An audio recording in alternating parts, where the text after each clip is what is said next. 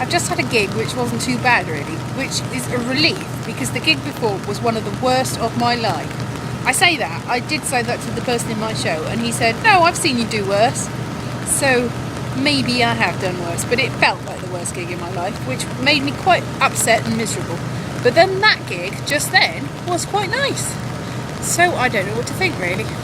I've lost all perspective. I'm thinking that blow to my head the other day probably didn't do me much good though. It does hurt. My head usually hurts, but it really does hurt. So maybe I'll just go and have a lie down. Although that's not what you should do with concussion, is it? Maybe I'll just keep awake forever. That probably isn't a good idea either. Okay, bye-bye. This here, that's my audience today.